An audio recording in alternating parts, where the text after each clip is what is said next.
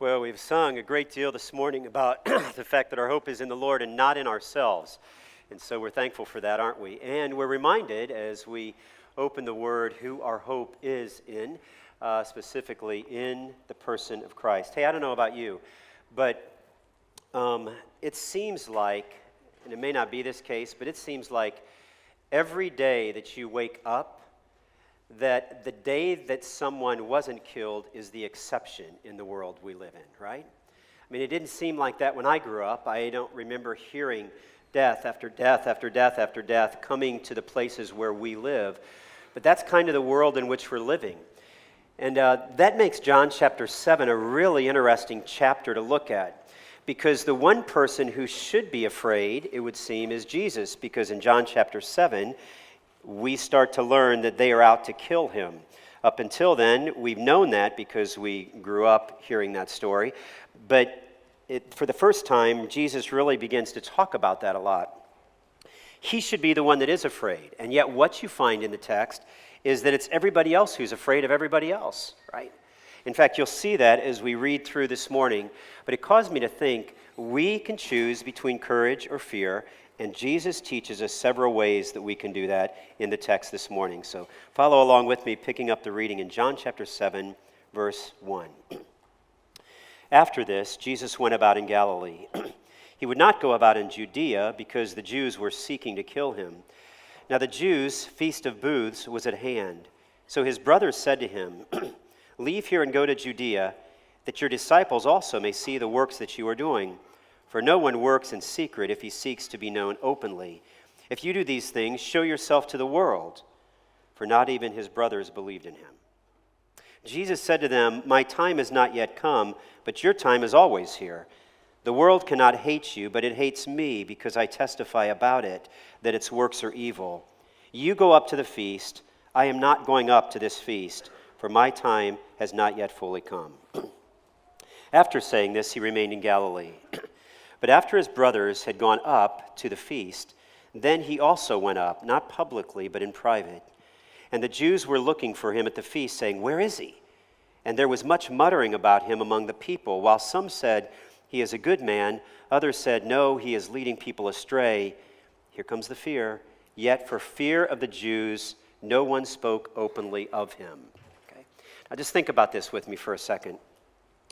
The Jews, spoken here of the religious leaders, that's kind of the phrase that's going to be used to describe them in the Gospel of John, are different than the people. The people are the masses. The people are the population. So what we just read in verse 13 is that the people were afraid of the Jews, right, or the leaders. But you read throughout the Gospels that the leaders are afraid of the people. Remember that?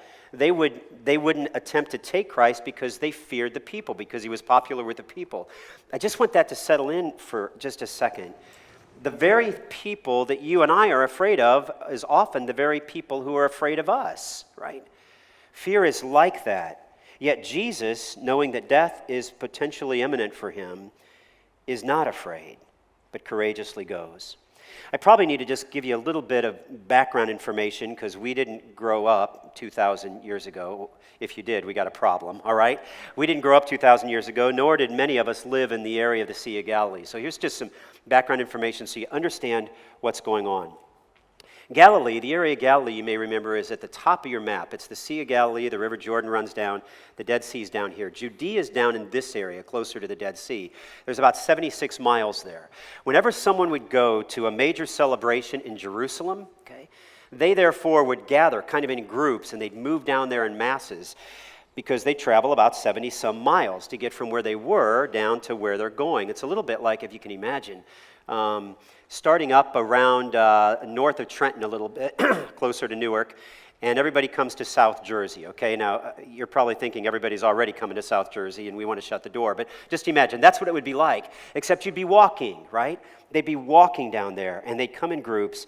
They usually came to Jerusalem for 3 events a year, maybe some other events, but for 3 events in particular. One was Passover, okay, you may remember, that's the Old Testament concept where at Passover time they had started, when they left Egypt, they had celebrated Passover. They came out. God released them from Egypt. He said, listen, I always want you to sacrifice a lamb and remember that I set you free from Egypt. The other day they celebrated was Pentecost. Now, Pentecost happened, Penta 5, 50 days after they were released from Egypt. And that was the day that the Jews believed that God had given Moses the Ten Commandments. So they left Egypt. They came out into the wilderness to Mount Sinai. And at Mount Sinai, God gave Moses the Ten Commandments 50 days later. The other thing they celebrated was the Feast of Booths, which is this feast.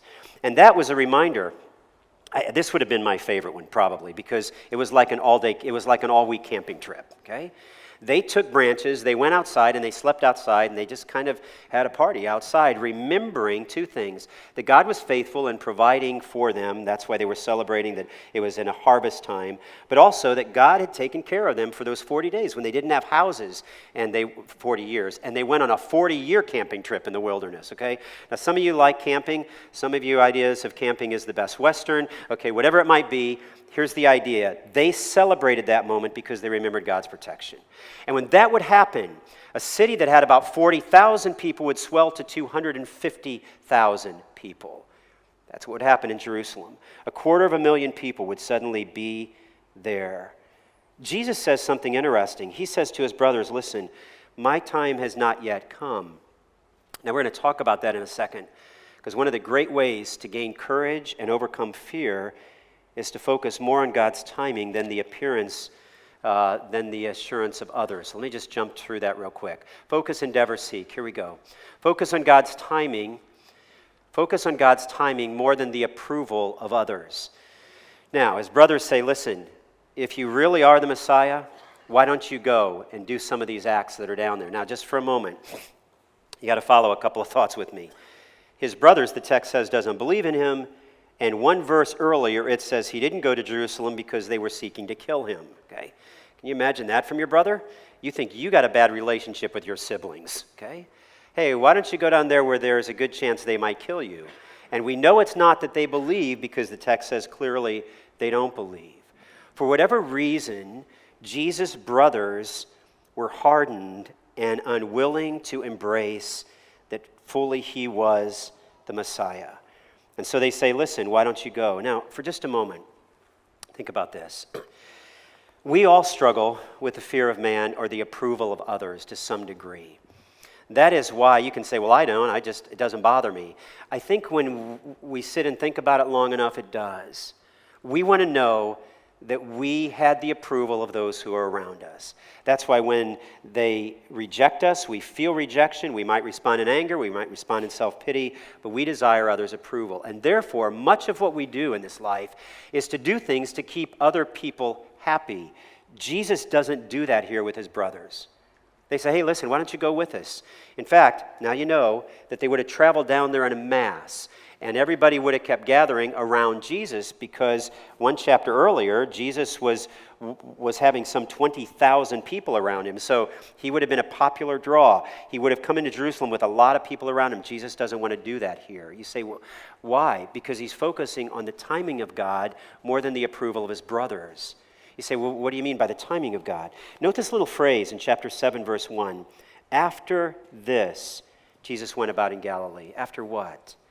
After the events of chapter 6. But now you know that the events of chapter 6 took place some 6 months earlier, because the Feast of Booths occurs when?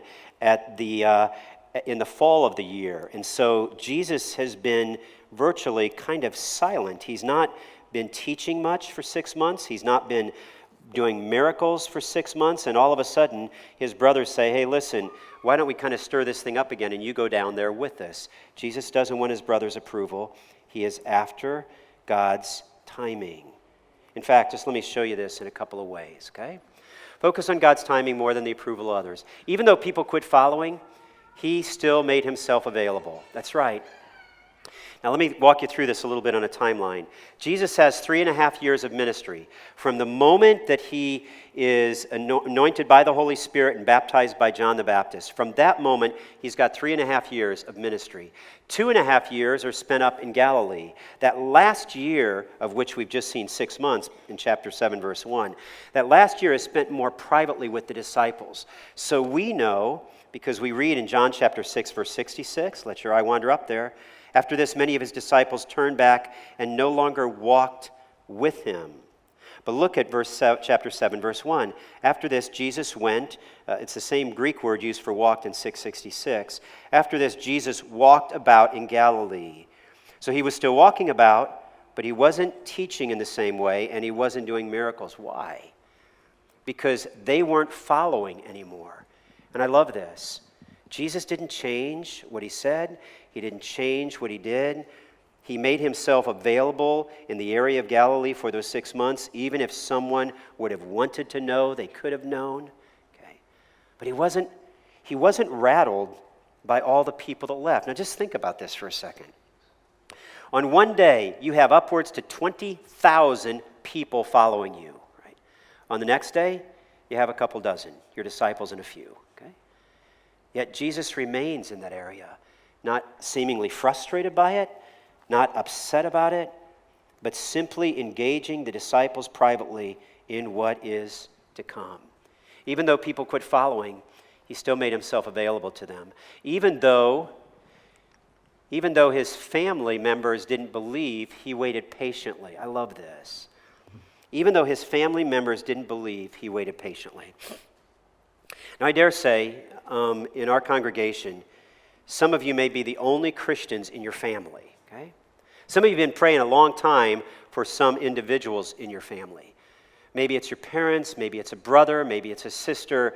Some of you have endured rebuke from them while you continue to pray for them. Okay? There's this great lesson tapped in John chapter 7, and it's this. Jesus' brothers did not believe in him. Right? And yet, he doesn't berate them. He doesn't manipulate them. He doesn't flippantly do a miracle to convince them. Okay? He waits patiently. In fact, we know the names of some of those brothers because Matthew chapter 13 records them. There the people say, "Is this not the carpenter's son?" That is Jesus. "Is not his mother called Mary?" And here they come.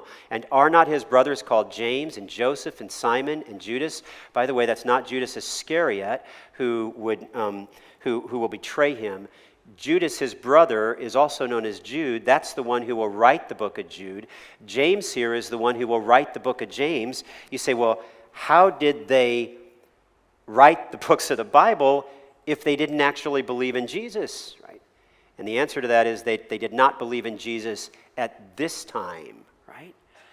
In fact, just think with me about this great statement that Gene Getz makes. He says, early in Jesus' ministry, his immediate family members rejected his claims to be the Son of God. On one occasion, they even tried to restrain him because they said he's out of his mind. In this event, recorded by John, the one we're looking at in John 7, Jesus' brothers taunted and challenged him to return to Jerusalem and do his miracles there. John wanted his readers to know that these brothers were not believers. However, the good news is that they eventually were born again. And when we have family members who have not yet received the Lord Christ as personal Savior, we must not give up hope regarding their salvation. Right? That's such a great reminder. In fact, if you remember the story, remember at the execution, Jesus' execution, when he's dying on the cross, that one of the 7 statements he makes is to John the disciple, right? Who, while all the other disciples have run from the cross, John the disciple and Mary, his mother, are at the foot of the cross. And remember what he says to Mary? He says, "Mother, behold your son. Son, behold your mother." Why is Jesus putting, as the firstborn of his family, why is he putting the care of his mother as he's dying into the hands of John the disciple? Because his brothers are not there. Right? Just think of that for a second. On the day you die, your brothers never even show up to say goodbye.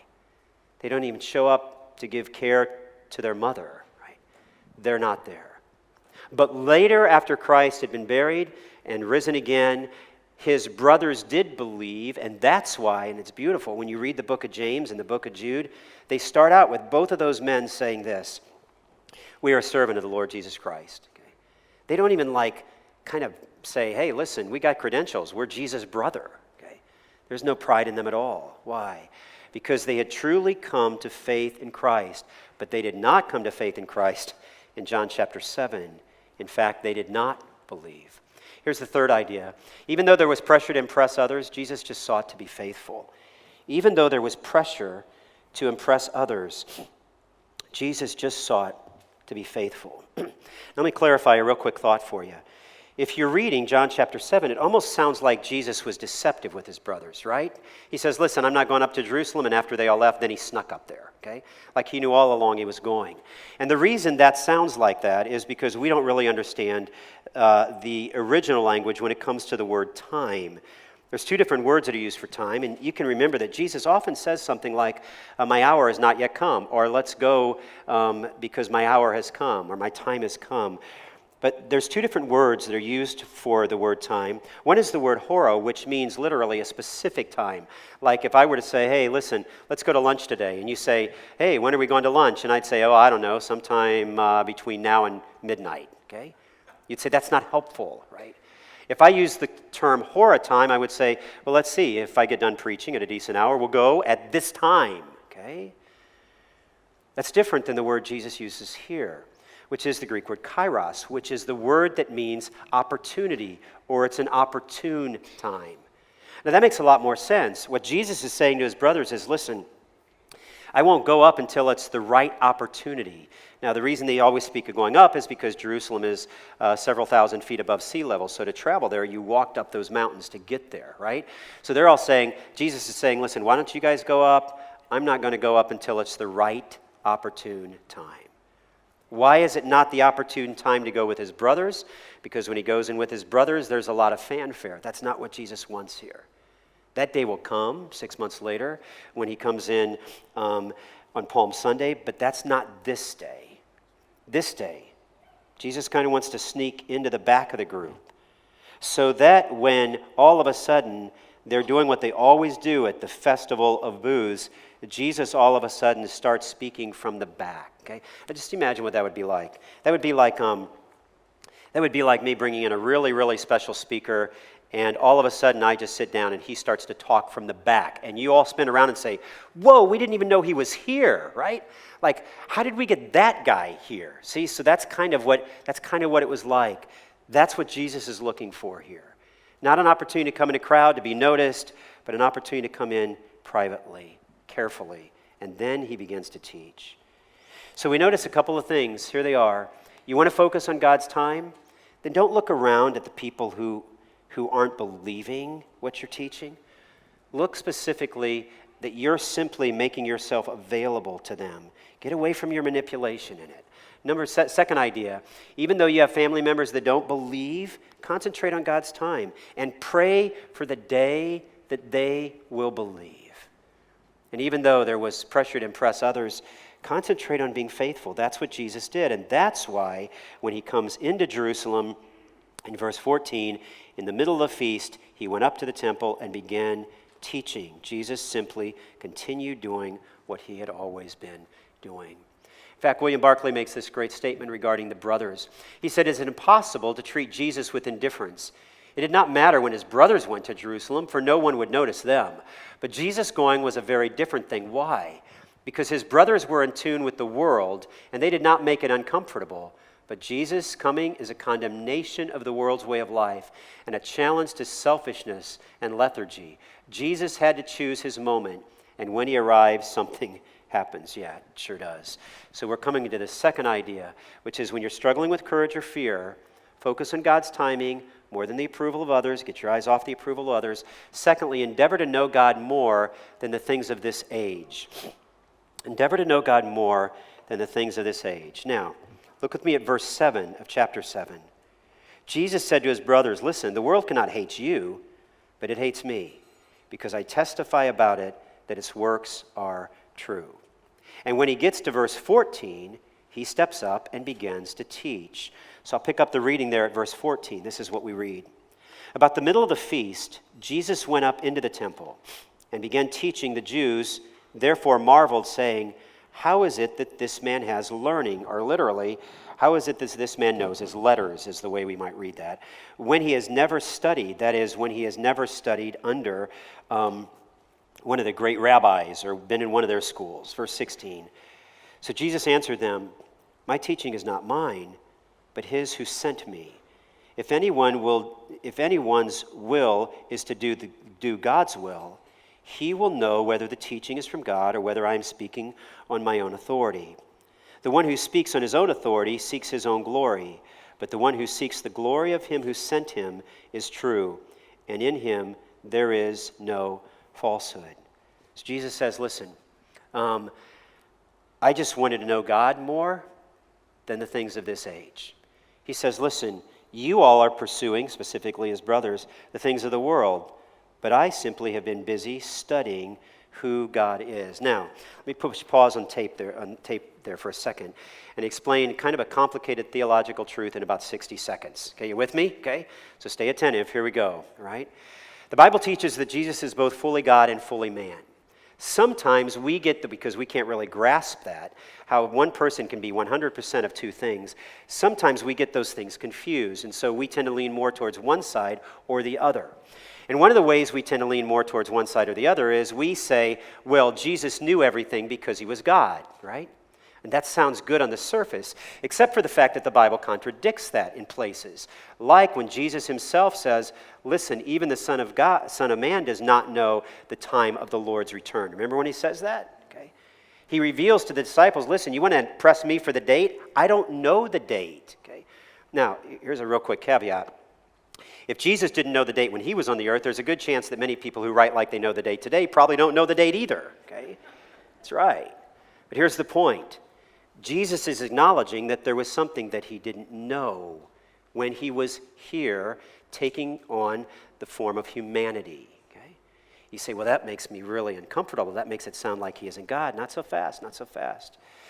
Because you may remember that he laid aside the ability to do his works of deity for his own sake, which is why, when he's really hungry, in Luke chapter 4 and Matthew chapter 4, he doesn't turn the stone into bread for himself, but he will certainly break bread and make 5 loaves and 2 fishes, feed 20,000 people. Okay? He's got no problem with that, but he doesn't feed himself with the miracle. Why? Because he's laid aside the knowledge of that for this moment. But also, note this, that Jesus didn't come out of the womb. This makes sense, doesn't it? Out of the womb of Mary and start to speak immediately. Hi, Mom, I'm God. I'm here. Okay?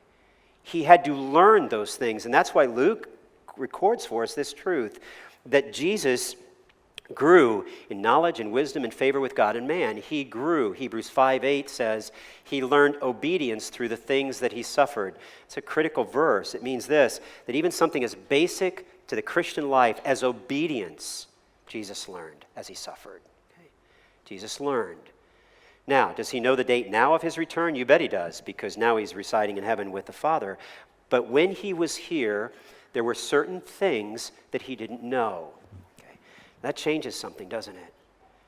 Therefore, you can't say, and I can't say, well, of course Jesus knew things that nobody knew. Of course he knew the Word well. He was God. He, through the Holy Spirit, wrote it, right?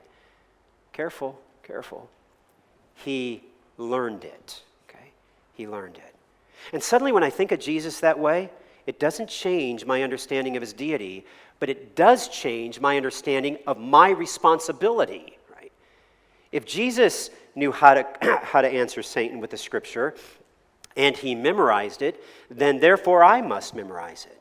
If Jesus understood who he was and what he was called to do, because he read through the book of Isaiah 50, particularly Isaiah 53, and he saw that it was the Father's will that he must suffer, then I must understand, I must be that dependent upon the Word of God too. I can't just say, hey, give me the Cliff Notes version of the Bible. Okay, that's what I want. Give me the quick version because Jesus knew all those things. No, Jesus learned many of those things. And that's really important here because go back and capture this idea with that theological understanding. The people were marveling and saying, hey, how does he know so much? Okay.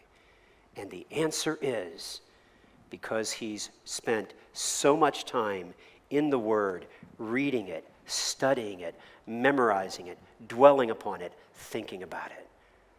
So much more time than we could have said to the religious leaders, you have spent. Okay? Just let the weight of that settle in for a moment. Because if you want real courage in the face of a really difficult scenario in our world, then sooner or later you're going to have to shift what you're thinking about and what you're dwelling upon and what you're passionate about. You're going to have to shift that from the things of this age or the things of this world, and you're going to have to spend some time dwelling and meditating and reflecting upon who God is in the Scriptures. That's why Jesus says, how is it that this man, that's why they say of Jesus, how is it that this man has learning? How does he know so much about God when he's never studied? And the answer is because he studied, he's just studied on his own. Okay? By the way, that's the beauty, one of the most beautiful things about the Christian message. And you understand, this is another tangent real quickly. You understand what has been granted to us? Okay. There are probably few people in our congregation who can read and can read the Bible. Okay. Just let that thought settle in for a second. You have the ability to do the very things that Jesus did. And it's in your language so that you can read it. Right? In fact, William Tyndale began to translate the English Bible because he said, listen, because up until then it was in Latin and Greek and Hebrew, and it was always removed from the people, and he said, I want the common plowboy to be able to pick up the Bible and read it, right? So he translated it into English, and he died for it, okay? Just because he put the Bible in English. Here's what I want you to see. Those people gave their lives so that you and I can read it and study it. If you sit and say, Phil, I'm anxious about everything, and I say to you, so how much time are you spending in the Bible? Well, I'm not really. I'm just anxious about everything. I'm really afraid. I'm reading this stuff on the internet that's going on in our world, and I want to tell you, listen, Jesus has courage because he endeavored to know God more than the things of his age. So let me just give you three of those real quickly. Three things in our age. Temporary pleasures. Temporary pleasures. So we talk about the things of the world. We clearly have to acknowledge that some of the things we are watching or looking at or engaging with or reading or meditating upon or returning to or reflecting upon are sinful things. They're temporary pleasures. They are the things of the world.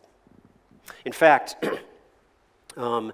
just consider, if you would, what John will later write in his little epistle, 1 John. He writes in verse 15, do not love the world or the things that are in the world. If anyone loves the world, see, we're back to John chapter 7 again. The love of the Father is not in him. For all that is in the world, the desires of the flesh and the desires of the eyes and the pride of life is not from the Father, but is from the world. Now just read this next verse for me that's highlighted. With me on verse 17. And along with its desires, but whoever does the will of God abides forever. The world is passing away. That's why we call these things temporary pleasures. The things you went to when you were 15 or 16 years old and found pleasure in, as you've aged, they haven't provided the same degree of pleasure. And you know good and well that it's incredibly temporary. Okay? It has no lasting value. And that is why, once you're through with it, you're longing for something more. In fact, there's another way that Jesus captures this. Jesus told his disciples in Matthew 16, if anyone would come after me, let him deny himself and take up his cross and follow me. For whoever would save his life will lose it, but whoever loses his life for my sake will find it. Just read this with me, verse 26. For what will it profit a man if he gains the whole world and forfeits his soul? You can have all of the pleasures of the world, right? If you forfeit your soul, what shall it profit you? Okay. There it is again. The world is described as temporary pleasures. And when Jesus begins to teach, you've got to know, because verse 7, he says, the world cannot hate you, but it hates me, that he is saying, listen, I've not been caught up with all of the things of the world. That is why I've spent that time studying the scrolls and understanding what the Old Testament says so that I can tell you all about God, and that's why people marveled at his teaching. Okay. Here's another idea. Charles Haddon Spurgeon wrote 150 years ago, though it sounds like I could just yank it from today's headlines. I believe that the one reason the Church of God at this present moment has so little influence over the world is because the world has so much influence over the church.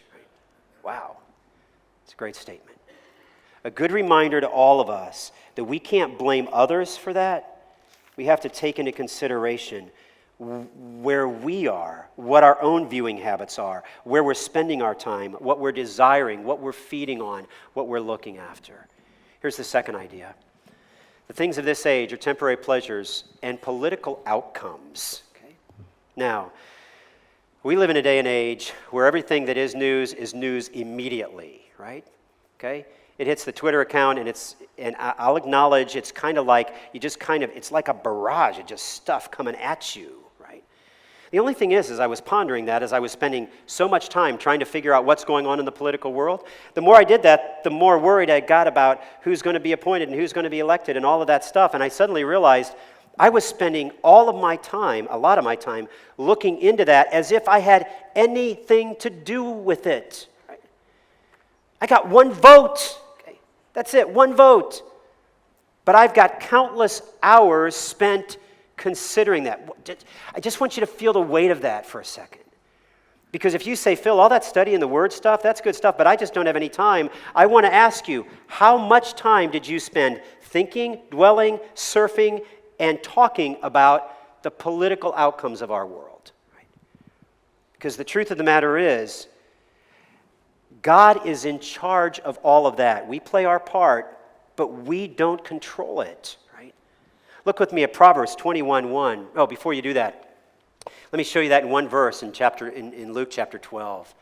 Jesus said, "And do not seek what you are to eat and what you are to drink, nor be worried, for all the nations of the world seek after these things, and your Father knows that you need them.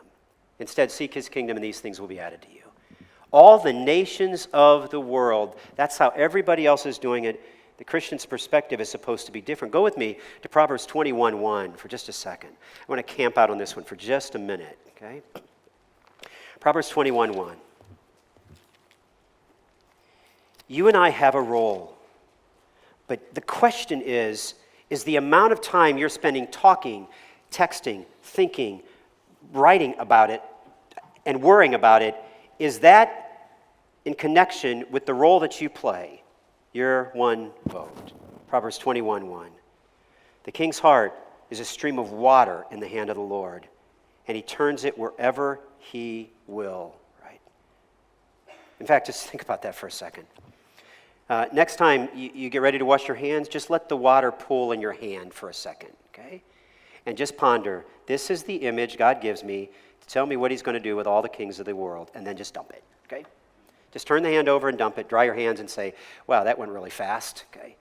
Because that's how God describes his control over the kings of the earth. Go back with me to Psalm chapter 2. I'll give you one other passage to just ponder, right? Psalm chapter 2. Here it is. Verse 1. Why do the nations rage, and the people plot in vain? And the kings of the earth set themselves up, and the rulers take counsel together against the Lord and against his anointed, saying, let us burst their bonds apart and cast away their cords from us. Literally, let us overthrow God. Verse 4. He who sits in the heavens laughs. The Lord holds them in derision. And then he will speak to them in his wrath and terrify them in his fury, saying, as for me, I have set my king on Zion, on my holy hill. This great reminder, the word of God is saying, listen, you're worrying about the future of the world is not going to change it at all. Okay? So just push pause on the tape and ask yourself, how much time am I spending thinking about political outcomes or conclusions? Finally, one last thing of this age or this world is what I'm going to call mindless distractions. In Ephesians chapter 4, verse 17, we read, now this I say and testify in the Lord, that you must no longer walk as the Gentiles do. Just say it with me, in the of their minds. Okay? Futility of their minds literally means the emptiness of their minds. In fact, one of the word studies I was searching kind of gave me this phrase, we are consumed with the emptiness of the present instead of the living fullness of the future. Okay? Have you spent as much time thinking today about the emptiness of the things that are flying past your Facebook page and your news feed and all of that, have you spent as much time doing that or more than you've spent thinking about the future? Your citizenship is in heaven, right? And we ought to think about that. But we're so easily distracted. I just want you to capture this again. Jesus says, listen, I've not spent a lot of my time thinking about these things: temporary pleasures, political outcomes, mindless distractions. I have focused on studying and knowing God, so, he says, when I teach, that comes across. There's a man by the name of Paul Washer, who is, some of you may know that name. He is passionate. He brings to mind, and he always brings to mind for me when I hear him speak, a great deal of conviction. Like I'm spending my time on these kinds of things as opposed to really dwelling on the glory of God. I'm just going to let him speak to you for about 2 minutes. Just listen as he shares what really matters in life. Now, he's speaking to preachers, okay, so just grant that. He's speaking to how they should study and how they should know and be broken by their knowledge of God. But I just want to apply that to all of us for a second. If you're a Christian, you too can open up the Word and be under its influence if only you pulled yourself away from some of these kinds of things. Just listen. Give it a listen.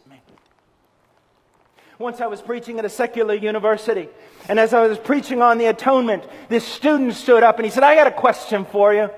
I said, what? How can one man suffering for a few short hours on a cross save a multitude of men, a countless multitude, according to you, of men from eternal judgment? I said, son, you meant it for evil, but God will mean it for good. Thank you for that question. Now sit down. You want to know how that one man dying alone for a few short hours on a tree can save a multitude of men from an eternity in hell? Because that one man is worth more than all of them put together.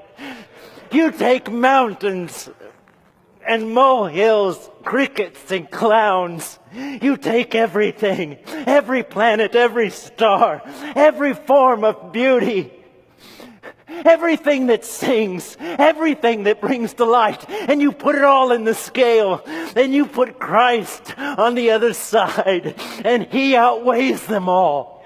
He outweighs them all.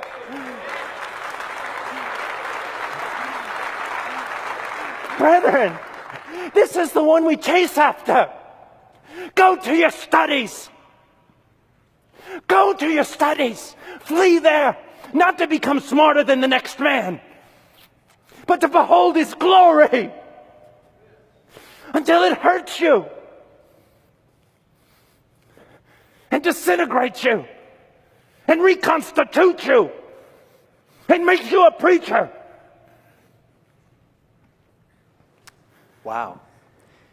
Kind of makes you wonder why we're spending so much time on temporary pleasures, political outcomes, and mindless distractions, doesn't it? If the glory of Jesus is that. In fact, maybe I can just ask you a question. Here it is. Where do you spend your time, and what are you passionate about? Because that's going to be the testimony, really, of what you're worshiping, right? And maybe one of the reasons we don't know Jesus like that is because our time in the Word, learning about God the Father, is not like Jesus' time was in the Word, learning and growing in God the Father. That's why they said, how does he know so much if he's never been in a place of learning? Because Jesus didn't give himself to the things of the world, temporary pleasures, political outcomes, mindless distractions. Hey, listen, just let me say something for a second. If you pick up your phone first thing in the morning, and before you let a scripture come into your head, you check out what's going on in the news, or you see like if a Pokemon has crawled under your bed in the middle of the night, I just want to say, is it any wonder you're anxious? Is it any wonder you don't have courage in the face of a world that looks like and is falling apart? The reason you don't have that is because you're not doing what Jesus did. And that's why Jesus knows that his death is coming, and he is not afraid to stand up and speak. Okay? He exercises tremendous wisdom in how he does it, but he's not afraid to do it. If you knew that 6 months from now you were dying, okay, would you spend your life worrying about everything? Or would you be as crystal clear as Jesus was, not thinking about temporary pleasures, not thinking about political outcomes, not thinking about mindless distractions? I want to know God. Right? There it is. Here's the third idea. When you struggle between courage and fear, seek the glory of God more than your personal interest. In fact, we find that in verses 18 through 24. I'm just going to read it, and then we're finished this morning. Jesus said, "The one who speaks on his own authority seeks his own glory, but the one who seeks the glory of him who sent him is true, and in him there is no falsehood. Has not Moses given you the law? Yet none of you keeps the law." Now, be real careful. Here it comes. Here's the same idea again. "Why do you seek to kill me?" And the crowd answered, "You have a demon. Who is seeking to kill you?" But remember, the religious leaders are seeking to kill him, just the crowd doesn't know it. And Jesus answered them, "I did one work, and you all marvel at it." Now, let me just pause right there and just say this. What Jesus is saying is, not that you're marveling at the work that I did, but because he goes into the Sabbath discussion, he's saying, you're astonished that I did a work of healing on the Sabbath. You're all upset that I did a work of healing on the Sabbath. Why are you marveling at that? And then he says this, "Moses gave you circumcision, not that it was from Moses, but from the fathers, and you circumcise a man on the Sabbath, because it's their 8th day, and so you circumcise the child on the Sabbath."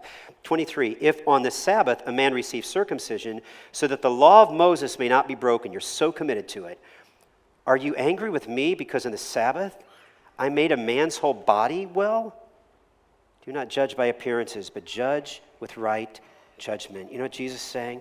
He's saying, listen, you guys are all caught up on the things that don't even matter. Right? The only thing that matters is that you would pursue and seek the glory of God. And if you did seek and pursue the glory of God, you would know that what I'm teaching you is true, and you would also give, Jesus would say, glory to me, for the Son will receive glory one day as well. By the way, it's one of the great distinctions that marks Jesus as God in the Gospels. He does not deny worship when it's brought to him. He doesn't appear to demand it in his humanity, but he doesn't deny it. If you came up on the stage this morning and you started kneeling down before me, I would get real uncomfortable and I'd probably run out of the building, right? Because only God is supposed to receive worship, right?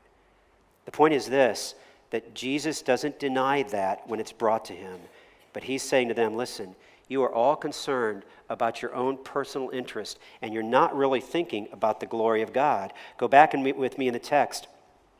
Back up there to verse 16. "So Jesus answered them, 'My teaching is not mine, but his who sent me. If anyone's will is to do God's will, he will know whether the teaching is from God or whether I am speaking on my authority.'" Verse 18. "The one who speaks on his own authority seeks his own glory, but the one who seeks the glory of him who sent him is true, and in him there is no falsehood." Jesus is saying, listen, your problem is you're not really seeking the glory of God. Now let me show you that. One more occurrence in Jesus' life. You're in John chapter 7. Jump with me to John chapter 12 for just a moment. John chapter 12. For in John chapter 12, Jesus is now really close to the cross. He's in the final week, and he shows his genuine fear. In his humanity, he fears the moment of separation from the Father. And if we'd known that kind of close connection throughout all of eternity, we would fear it too. Look at verse 27. He says, "Now my soul is troubled. I'm afraid," is what he says. "What shall I say? Father, save me from this hour?" See, there's that idea. This is my time. This is the time I'm going to go to the cross. But for this purpose I came to the hour. Look at the very next verse, verse 28. How does he find courage? Look, here it comes. "Father," what does it say? "Glorify your name." The way that Jesus finds courage in the face of fear is to say, I only want God to be glorified. That's it. I'm not concerned that I get personal interest or that I get some kind of pat on the back. I just want the Father to be glorified. And Jesus and God the Father, on one of only 3 occasions in the Bible, actually seems to break protocol and speak to Jesus in an audible voice. And he says to him, listen, I have both glorified it and I will glorify it again. And Jesus says, fine, then I'll go to the cross. Okay.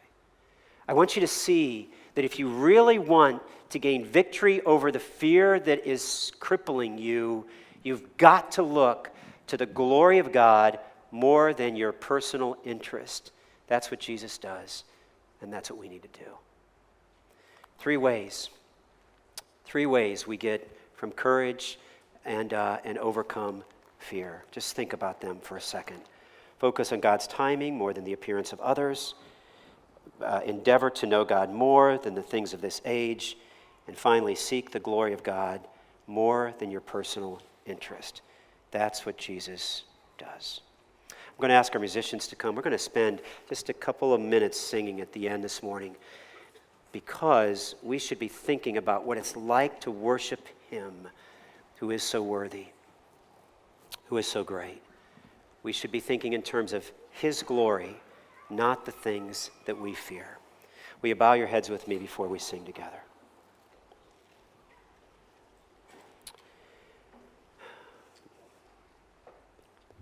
Father, I acknowledge how easy it is for us in our habitual ways to grow anxious, because the news often is so devastating and so bad and so hard to even grasp. But we have great hope because our confidence is in you. If our lives are spent out for you, for your glory, for your sake, then it was a life well lived. We don't need to find personal advancement, Lord. We don't need to get the next best thing. We don't need those things. What we need is to reflect upon the fact that you are God, you are the King, you are the Lord, and we're to submit to you in all ways possible. Help us do that. Father, I pray that this morning, again, as we lift our voices in worship of you, that we will be drawn again to your greatness. We will see our weakness, and that we will bow our knees to say, this is the one that I worship. For he is greater than all things in this earth and in this world. He is worthy, and we are not. In Jesus' name, amen. Will you stand with me as we worship together in closing?